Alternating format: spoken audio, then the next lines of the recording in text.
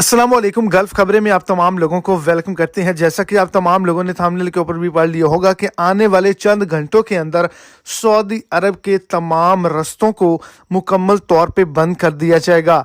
Saudi Arabia के अंदर एक शदीद अलर्ट को जारी कर दिया गया है और जितने भी वर्कर हज़रात हैं, जितने भी उमरा ज़ायरीन हैं, जितने भी विजिटर हैं, जितने भी फैमिली वीज़े वाले हैं या जितने भी वर्कर हज़रात इकामा होल्डर अफराद हैं, उनको कहा गया है कि अपने घरों से भी आपने बाहर नहीं निकलना।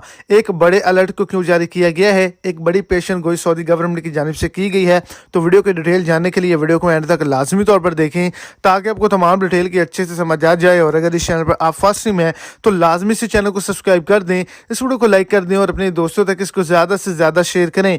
तो आपको बताते चलूँ कि आइंदा चंद घंटों के अंदर सऊदी अरब के तमाम रस्तों को बंद कर दिया जाएगा, क्योंकि सऊदी अरेबिया के अंदर रेत का एक बड़ा तूफान दाखिल होने वाला है। इसके अलावा सैलाबी बारिश आने का ख़तरा है और साथ ही साथ ज़ाला बारी का भी ख़तरा है, जिसकी वजह से ये कहा गया है कि कोई भी शख्स मौसम की सूरत हाल देखे बगैर बाहर ना निकले।